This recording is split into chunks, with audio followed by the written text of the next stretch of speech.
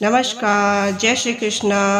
आज से मैं श्रीमद् भागवत गीता के तीसरे अध्याय का भाग 1 प्रस्तुत कर रही हूँ। ओम श्री परमात्मने नमः। युद्ध में जब अर्जुन ने प्रश्न किया, हे जनार्दन, यदि कर्मों की अपेक्षा ज्ञान आपके लिए श्रेष्ठ मान्य है, तो फिर हे केशव, मुझे भयानक कर्म में क्यों लगाते हैं तथा आप मिले हुए से वचन से मेरी बुद्धि को मोहित से करते हैं। इसलिए उस एक बात को निश्चय करके कहिए जिससे कि मैं कल्याण को प्राप्त हो। इस प्रकार अर्जुन के प्रश्न करने पर श्री भगवान जी बोले, हे निष्पाप अर्जुन, इस लोक में 2 प्रकार की निष्ठा मेरे द्वारा पहले कही गई है।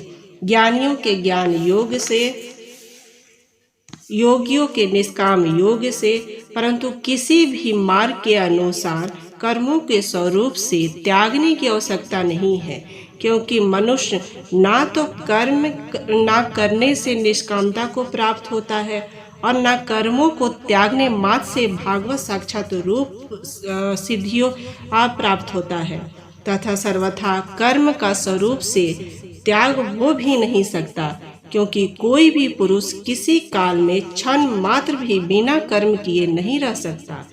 निसंदेह सभी पुरुष प्रकृति से उत्पन्न हुए गुणों द्वारा परवास हुए कर्म करते हैं। इसलिए जो मूढ़ बुद्धि पुरुष कर्म योगियों को हठ से रोककर इंद्रियों के भोगों को मन से चिंतन करता है, वह मिथ्याचारी अर्थात दांभी है। और हे अर्जुन, जो पुरुष मन से इंद्रियों को बस में करके अनसत हुआ कर्म इंद्रियों से कर्म योग का आचरण करता है, वह श्रेष्ठ है। इसलिए तू शस्त्र विधि से नियत किए हुए 100 धर्म रूप कर्म को कर, क्योंकि कर्म ना करने के अपेक्षा कर्म करना श्रेष्ठ है। अर्थात कर्म ना करने से तेरा शरीर निर्वाह भी नहीं सिद्ध होगा। हे अर्जुन, बंधन के भय से भी कर्मों को त्यागना योग्य नहीं है, क्योंकि यज्ञ अर्थात विष्णु के निमित्त किए हुए कर्म के सिवाय अन्य कर्म में लगा हुआ ही यह मनुष्य कर्म द्वारा बंधता है। इसलिए हे अर्जुन, आसक्ति से रहित हुआ उस परमेश्वर के निमित्त कर्म का भली प्रकार आचरण कर। कर्म ना करने से तो पाप को भी प्राप्त होगा, क्योंकि प्रजापति ब्रह्मा ने कल्प के आदि से यज्ञ शक्ति प्रजा को रच कर कहा कि इस यज्ञ द्वारा तुम लोग वृद्धि को प्राप्त होगे, और यह यज्ञ तुम लोगों को इच्छित कामनाओं को देने वाला होगा,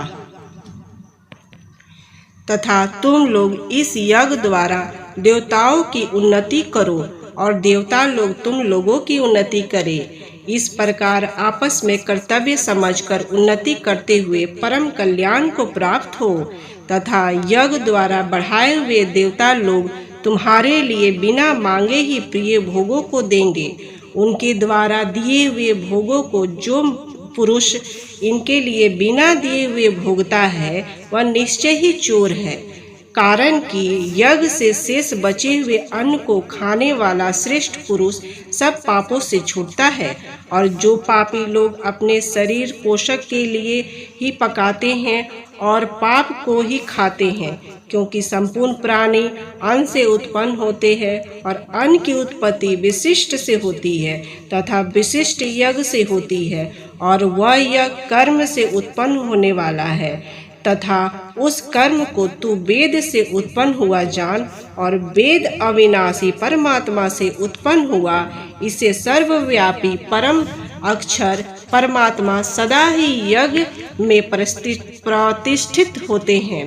हे पार्थ, जो पुरुष इस लोक में इस प्रकार चलाए हुए सृष्टि चक्र के अनुसार नहीं बरतता, अर्थात शास्त्र अनुसार कर्मों को नहीं करता, वह इंद्रियों को सुख को भोगने वाला पाप युक्त पुरुष व्यर्थ ही जीते हैं।